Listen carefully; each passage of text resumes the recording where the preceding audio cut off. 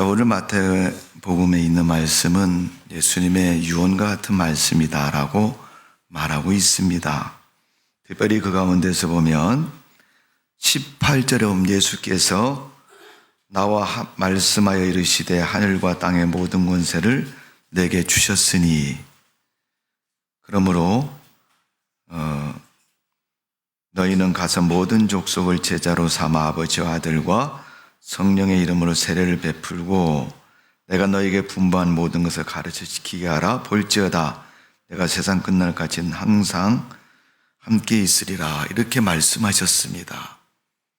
우리와 함께 하신다는 주님의 약속과 더불어서 하늘과 땅에 권세를 주셨다. 오늘 여러분, 우리가 하나님의 권세로 사는 성도가 되어질 줄로 믿습니다. 그 권세가 없이 산다는 것은 이룰 수가 없습니다.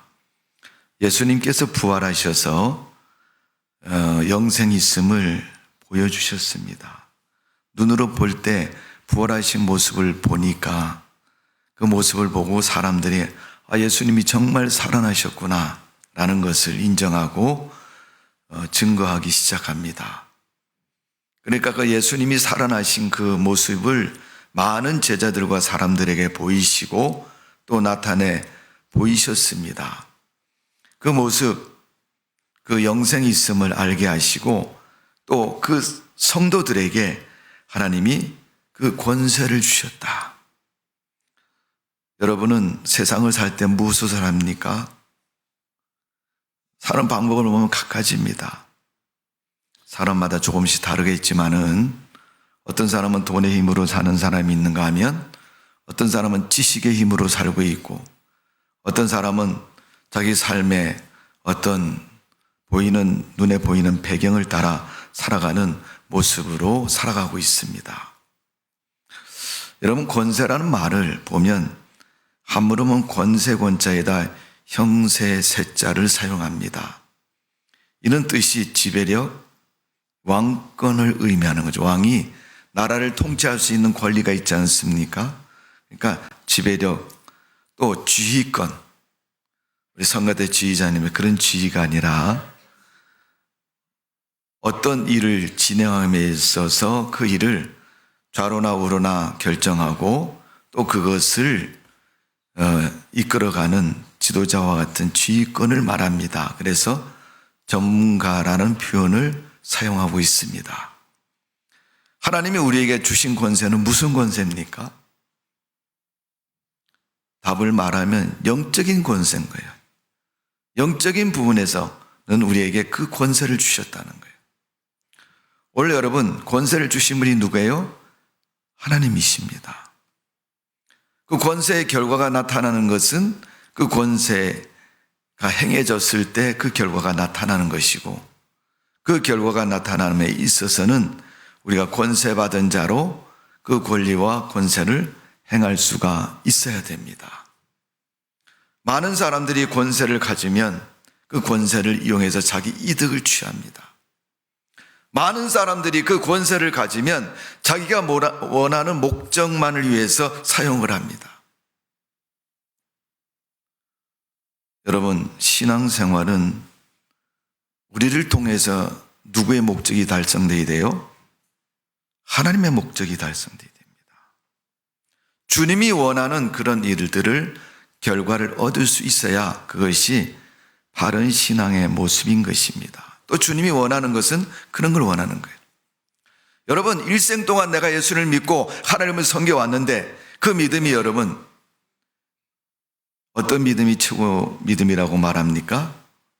감사의 믿음이라고 그러죠. 감사라는 것은 내게 주신 것에 대해서 인정하고 보답하는 마음을 가진 사람이 감사하는 것입니다.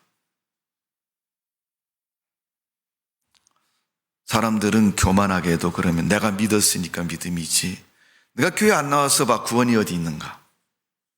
믿음을 선택으로 얘기하고 믿음을 마치 자기가 뭔가를 행하는 그런 것으로 여길 때가 참 많이 있습니다.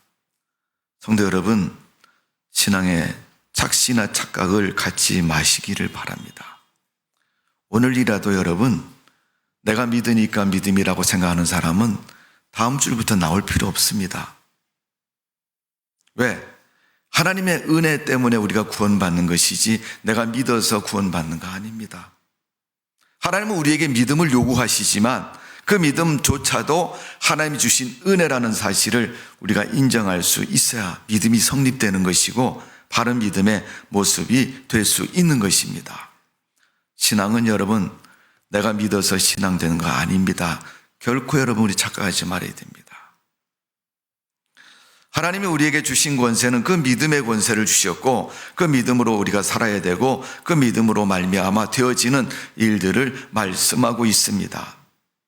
그런데 여러분, 불행하게도 세상에는 이 영적인 권세, 믿음의 권세만 있는 게 아닙니다. 성경은 그 것들을 가르쳐 주고 있는데 그 첫 번째 권세가 뭐예요? 짐승, 사단의 권세가 있다는 겁니다. 하나님의 은혜만 있는 것도 아니고 하나님의 역사만 있는 게 아니라 마귀의 역사가 있다는 것을 가르쳐 주고 있습니다. 여러분, 마귀가 적당히 그냥 이렇게 보일 듯 안 보일 듯 뭔가를 하고 지나가면 여러분, 성경은 그렇게 사단에 대해서 심각하게 또 뼈저리게 기록하고 있을 필요가 뭐 있겠습니까, 여러분? 사단을 조심해라, 마귀를 조심해라, 그런 말을 할 필요가 뭐가 있겠어요? 우리가 세상을 살면 그렇잖아요. 조심해야 할 것은 위험하니까 네가 죽을 수도 있기 때문에 네가 그것을 취하면 내 자신이 망가질 수 있기 때문에 조심하라는 거 아니에요. 여러분, 만일 예를 들어서 여기에 한 병에 독약이 있는데 이건 실감이 안 나니까 예를 들어서 여러분, 이 물병에 물이 아니라 독약이 담겨져 있다고 생각했어요. 요거 한 병 마신 것보다 지금 있는 거 한 반 병쯤 있는데 그럼 반 병쯤 마신 거하고 한 병 마신 거하고 다르겠죠? 같은가요?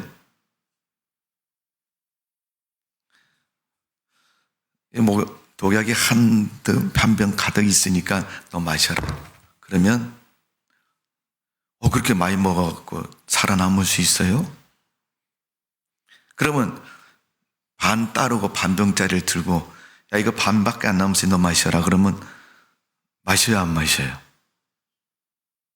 반 병이나 한 병이나 독약은 한 모금도 안 마십니다. 여러분, 우리가 세상을 살면서 나쁜 거 여러분, 조심하라 그런 거 여러분, 조금도 안 합니다.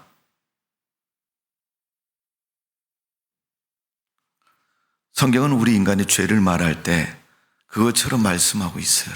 독약처럼. 조금 행해도 죄인 것이고 많이 행해도 죄인 것입니다. 사람들은 말장난 속에 빠져가지고 네가 더 잘못했느냐 내가 더 잘못했냐 이걸 따지고 있는 거예요. 성경은 죄의 문제를 그렇게 말하고 있지 않습니다. 죄는 다 회개해야 할 것이고 또 한 번 범한 것이나 10번 범한 건 죄는 죄라는 것입니다. 우리가 세상을 살아가는데 여러분, 마귀의 권세가 약하다고 해서 여러분 반병이라고 해서 야 이거 죽을지 안 죽을지 먹어봐야지 알겠는데 그러고 먹는 사람 아무도 없습니다. 독약이라고 그러면 반병이든 한 병이든 안 먹으려고 그러지 여러분. 그거 조금 남았으니까 먹어도 되겠다라고 생각하고 먹는 사람이 어디 있습니까?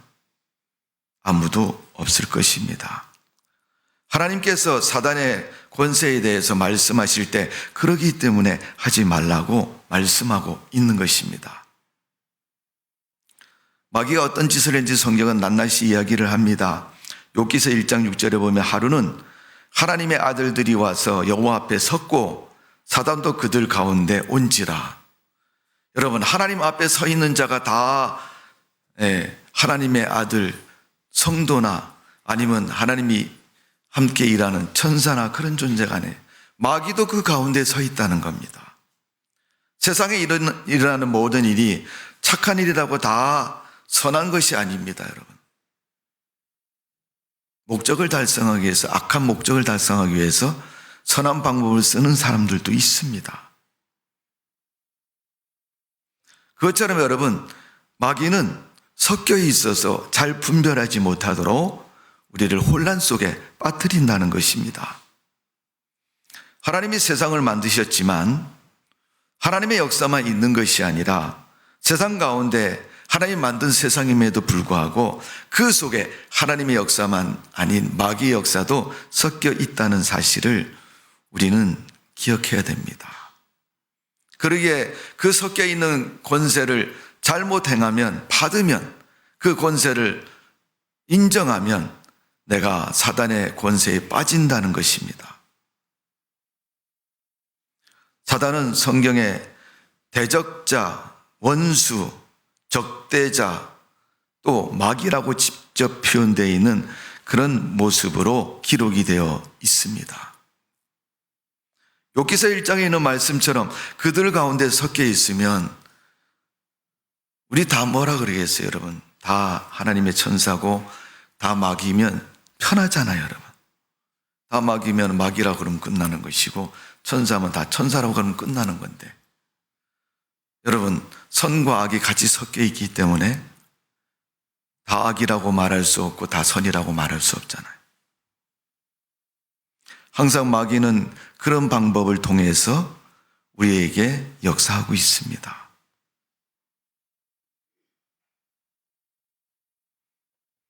역대상 21장 1절의 말씀에 보니까 사단이 일어나 이스라엘 대적하고 다윗을 충동하여 이스라엘을 계수하게 하니라.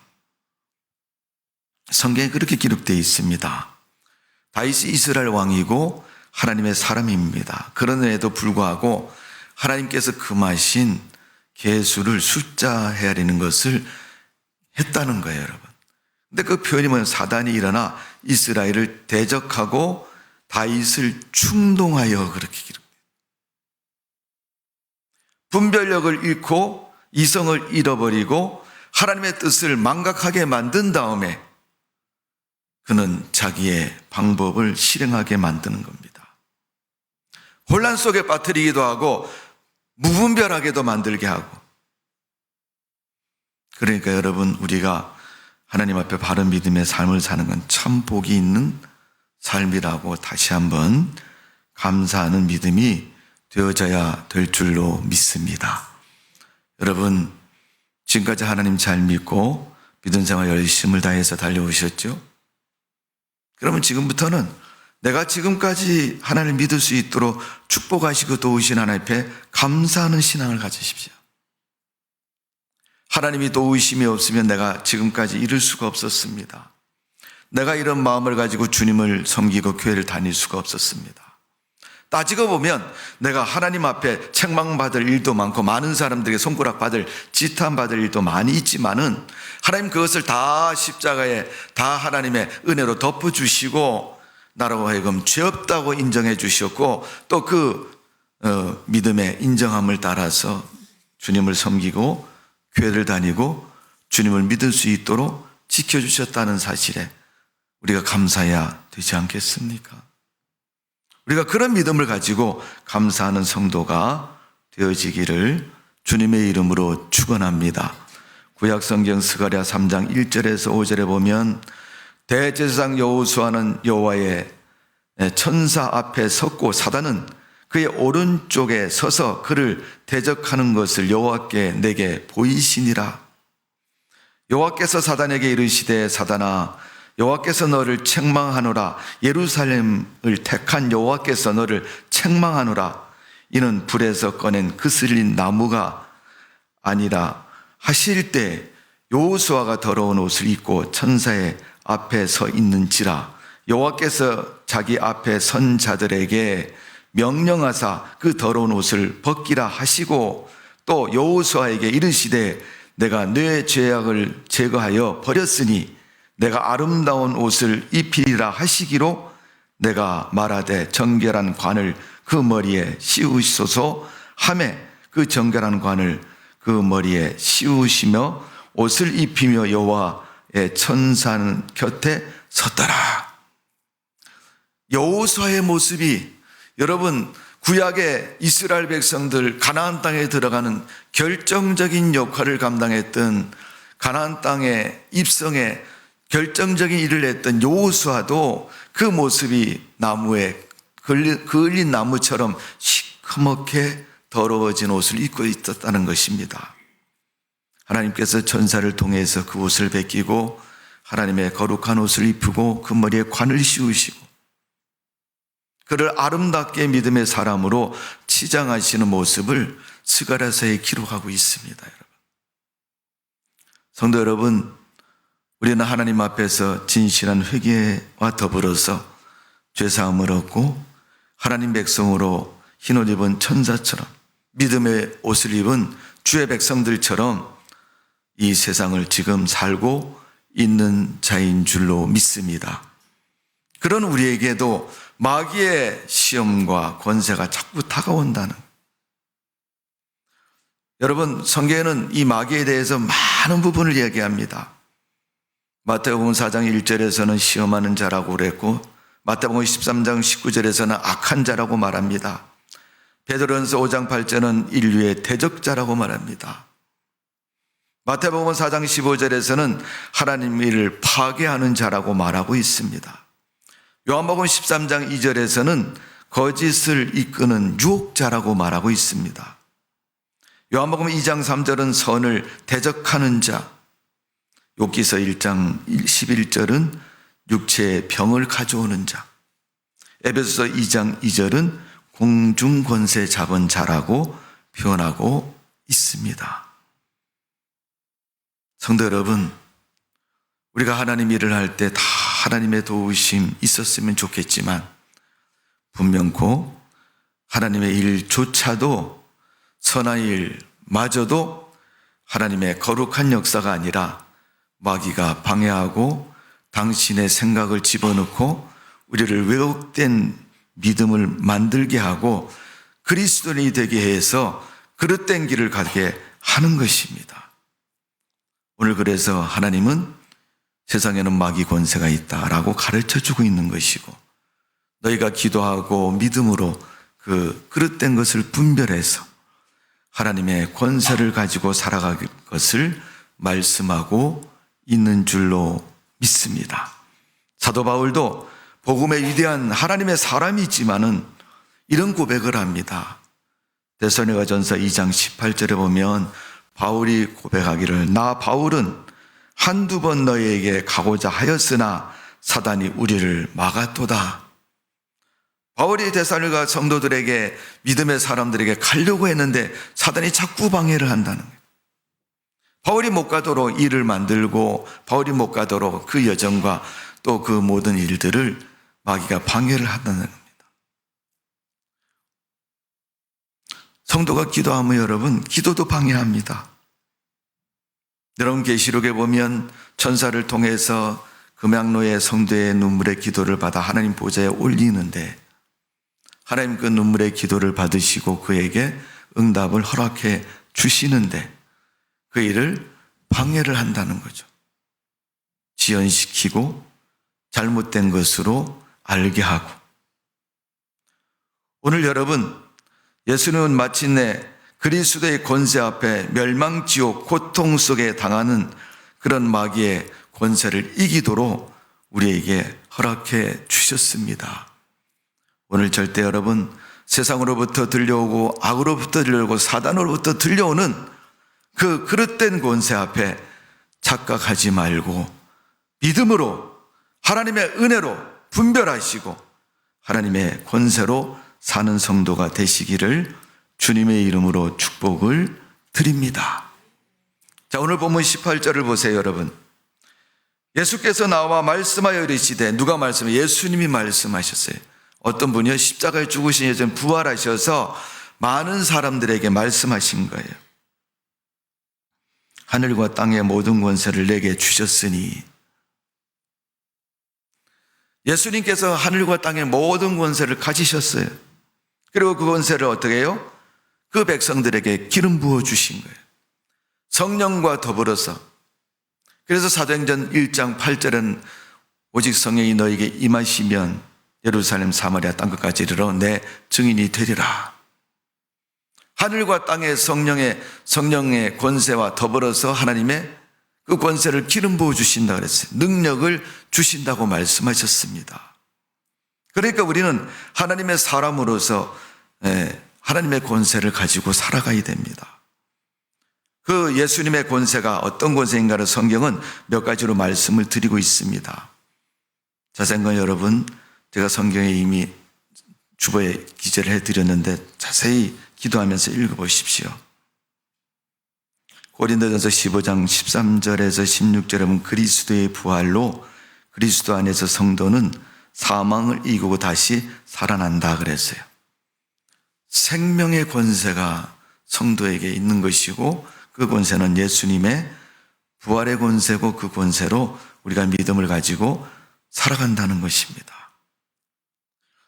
요한계시록 17장 14절의 말씀을 보면 저가 어린 양으로 더불어 싸우려니와 어린 양은 만주의 주시요 만왕의 왕이시며 저희를 이기실 터이요 또 그와 함께 있는 자 곧 부르심을 입고 빼내심을 얻고 진실한 자는 이기리라. 주님이 이긴 것처럼 계시록에서는 성도가 이기게 하신다는 겁니다. 여러분, 사망 권세는 주님의 권세로 이기는 줄로 믿습니다. 여러분의 힘으로 이기는 것이 아니라 나의 힘으로 이기는 것이 아니라 주님의 믿음의 권세로 능력으로 이겨 나가는 줄로 믿습니다. 두 번째, 세 번째는 여러분, 예수님의 권세는 온 천하만국을 하나님이 심판하실 때 동참하고 그 하나님의 심판 앞에서 면제를 얻는 권세인 것입니다. 마태복음 9장 6절에 보면 인자가 세상에 죄 사하는 권세가 있는 줄을 너희가 알려 하노라. 여러분, 마태복음에 있는 그 권세, 9장에 있는 권세를 보면 예수님이 중풍병자를 고치실 때 고치시면서 내 죄 사함을 받았다고 말하니까 그 유대인들이 저 사람이 뭔데 남의 죄를 사할 권세를 가졌느냐, 지 생각이나 하지, 자기나 책임지지, 왜 저런 걸 하느냐, 이것은 신성모독이다 이렇게 얘기하잖아요. 그 앞에 예수님께서 그 생각, 그 마음을 아시고 너희가 왜 그러느냐 그렇게 말씀하는 거예요. 인자가 죄사함의 권리가 없느냐라고 말씀하셨습니다. 오늘 예수님은 그 권세가 있는 줄로 믿습니다. 그러니까 심판의 권세도 있는 겁니다. 죄사함의 권세가 있는 것처럼 심판의 권세가 있으시고 세상을 심판할 수 있으신 분이 예수님의 권세입니다. 예수님의 권세는 병 고치는 권세도 있고 영생의 권세도 있습니다. 성도 여러분, 오늘 예수님의 그 권세로 이기는 믿음 되시기를 주님의 이름으로 축원합니다. 요한계시록 2장 26절 27절의 말씀을 보면 이기는 자는 끝까지 내 일을 지키는 그에게 만국을 다스리는 권세를 주셨으니 그가 철장을 가지고 그들을 다스려질 그릇을 깨뜨린 것과 같이 하리라. 나도 내 아버지께 받은 것이 그러하니라. 예수님이 하나님으로부터 받은 권세가 철장의 권세였는데 깨뜨리는 그 권세였는데 그 권세를 행하신다고 말씀하셨고 나도 내 아버지께 그 권세를 받았다고 말하고 있습니다. 여러분, 철장이라는 말은 쇠철자라고 그러면 한문으로 얘기하면 쇠철, 장은 지팡이장, 쇠막대기를 얘기하는 거예요. 쇠막대기를 휘둘러서 도자기나 나무나 돌이나 어떤 것도 다 깨트릴 수 있다는 거예요. 시편의 말씀에 보니까 하나님의 콧깃만이 불어도 사람들은 다 날아간다고 말씀하셨습니다. 여러분 알다시피 지난 주간에 태풍이 우리나라를 관통해서 지나갔습니다.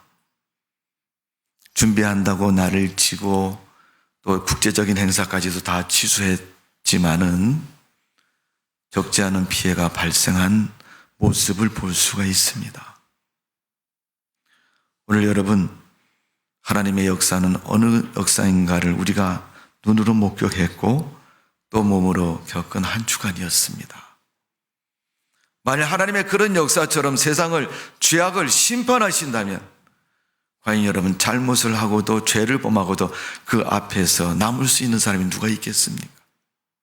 그렇지 않는데도 여러분, 견디지 못하는 모습, 그 모습 속에서 여러분, 우리는 다 하나님의 그 심판의 권세 앞에 깨트려질 것입니다.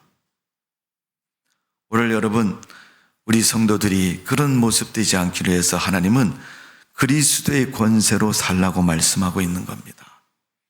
마태복음 28장의 마지막으로 제자들에게, 성도들에게 한 말씀이, 하늘과 땅의 권세는 예수님의 권세를 말하는 것이고 하나님의 거룩한 권세를 말하는 거예요. 여러분, 이 거룩한 권세가 우리 성도들의 권세가 되어야 됩니다, 여러분. 그러기 위해서는 우리는 성도의 권세를 가지고 세상을 살아가야 됩니다. 그 성도의 권세는 어떤 걸 말합니까? 제일 첫 번째는 믿음의 권세인 것입니다. 믿음의 권세는 여러분, 하나님 자녀의 권세입니다. 아무리 자녀가 잘못해도 부모가 자식을 내다 버리지는 않습니다. 죽이지는 않습니다. 사람들이 착각하는 게 뭐냐면, 세상을 살다가 하나님을 믿게 되었고 또 세상을 살다가 악한 일이 생겨서 악을 일을 거절하지 못하고 실행을 했습니다. 그런데 자기 삶의 주변에 아무런 변화가 없거든요. 그럼 자기가 잘못해서 결과가 심하게 일어나서 지탄을 받거나 무슨 일이 생기면 이거 내가 잘못했구나 이렇게 인정도 하고 또 그것을 그럼 이걸 어떻게 해야 되겠냐 이렇게 방법을 찾아서 해결하려고 노력을 합니다. 근데 아무런 변화도 없고 누구도 모르면 인정하지를 않습니다. 내가 언제 그랬냐고, 내가 뭘 했냐고. 여러분, 도둑질하는 사람이 왜 도둑질하는지 아세요? 붙잡혀서 감옥에 갔다 와서도 또 도둑질을 또 합니다. 한간에는 그 사람이 먹고 사는 방법이라고 합리화시키는 사람도 있어요, 여러분. 그래서 도둑도 직업이라나요? 여러분, 뭐 도둑이 직업입니까, 여러분? 그런데 왜 도둑질을 또 했냐 그러면 뭐 여러 가지 이유를 대겠죠. 그런데 그 마음 속에는 심리적으로 분석을 해보면 그런 마음이 있다는 거예요. 내가 조금만 했으면 안 들키는데, 지난번에 안 들켰는데 이번엔 들켰네. 그럼 우리나라 사람들 표현 방법 그렇잖아요. 재수없어 이렇게 얘기를 하잖아요.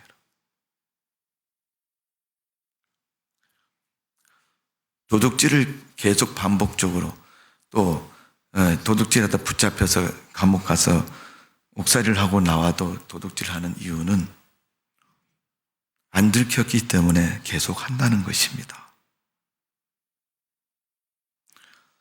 오늘 하나님께서는 우리 성도들이 믿음의 권세로 살기를 원하고 있습니다. 하나님의 자녀 권세로 살기를 원하고 있습니다. 그 자녀가 10번, 20번, 100번 감옥에 가서 나쁜 짓에도 잡혀 있다가 나와도 그 부모는 그 자식을 보고 가슴이 아프고 욕을 하고 원망을 할지언정 그런 그 자식의 자리에서 지우지는 않습니다. 그때 그래서 여러분, 자녀가 그 부모님을 쳐다보고 아버지 나 감옥 갔다 왔어. 호적에서 빼버릴게요.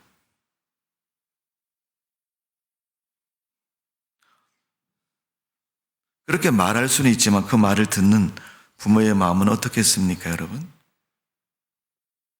입으로는 내가 저런 놈을 낳아가지고 키웠냐고 이렇게 말할지 모르겠지만 그래도 빼버릴 수 없는 것이 자녀 아닙니까, 여러분? 믿음의 권세는 여러분, 우리가 하나님 백성인 겁니다. 하나님의 자녀인 것입니다. 내가 다 잘해서 하나님이 그 자리에 두고 계신 게 아니죠. 엄마가 그러지 않습니까? 저놈이 언젠가는 철이 들 것이다. 지금은 완전 개판이지만은 앞으로는 사람 구실을 할 것이다. 이 희망의 끈을 가지고 자녀의 위치에 그 자녀를 두는 것처럼 하나님은 하나님 백성들에게 그런 기대와 소망을 가지고 그 백성을 세상 사는 동안 하나님의 권세 앞에 두는 것입니다. 성도 여러분, 그러니까 우리가 신앙생활 하는 거 감사하면서 하는 것이 중요한 거죠. 하나님의 능하신 손길을 통해서 보호해 주시고 이기게 하시고 누구도 얻을 수 없는 자녀의 권세를 허락해 주셨기에 그 권세 앞에 우리가 감사하며 기쁨으로 살아가는 것입니다. 이게 여러분 성도의 권세인 것입니다. 우리는 하나님 백성 된 권세를 가지고 세상을 살아가야 되는데 하나님을 믿는다고 말하면서 그 권세는 다 잊어버리고 자기 권세로 살려고 그러고 돈의 권세로 살려고 그러고 자기 머릿속에 있는 짧은 지식과 방법과 수단을 가지고 세상을 살려고 할 때가 훨씬 더 많이 있습니다. 하나님의 은혜를 경험한 다윗은 시편 125편 3절에 이렇게 고백을 합니다. 악인의 규가 의인의 땅에서는 그 권세를 누리지 못하리니 이는 의인으로 하여금 죄악에 손을 대지 아니하게 함이로다. 성도가 죄의 손을 대면 사단이 역사하고 악의 역사가 막 일어나는데 손을 대지 않으니까, 응하지 않으니까 의인이 있는 땅에는 악이 번성하지 못하고 말라 죽는다는 것입니다. 여러분, 밭에 있는 잡초를 뽑아가지고 야 이거 지겨운 풀이다, 이거 곡식 못 자라게 한다, 한 군데 여러분 모아놓으면 그것들이 지네끼리 짜고 열심히 해갖고 여러분 자기들끼리 꽃 피우고 번성하려고 열심히 합니다. 근데 하늘에서 비가 안 오면 여러분 아무리 노력해도 여러분 다 말라 죽을 때까지 안 오면 말라 죽는 것입니다. 우리 하나님의 사람들이 여러분 가끔씩 오락가락하니까 여러분 자기도 자기가 헷갈리지만 마귀도 성도를 보고 헷갈린다는 거예요. 저 사람이 성도인 것 같은데 시험하려고 왔다가 보니까 시험할 필요가 없어. 벌써 반 넘어져 있거든요. 악한 마음을 품어갖고 반 넘어와 있으니까 가만둬도 그냥 훌쩍 넘어오는. 어느 날은 또 단단히 하고 갔더니 너무 강해가지고 훅 찔러도 아무렇지도 않아. 뭐라 그래도 아무렇지도 않아. 가만뒀더니 번성하게 되었고 도저히 이길 수 없는 존재가 됐다. 여러분, 다윗이 고백한 것이 그것입니다. 여러분, 얼마나 많은 고통과 피난과 역경과 어려움 속에 살았던 다윗이 그 어려움 속에서 자기가 하나님의 은혜로 깨달은 은혜를 그렇게 말하고 고백하고 있는 겁니다. 성도 여러분, 우리 성도들에게는 믿음이 있으면 모든 것이 다 해결되는 줄로 믿습니다.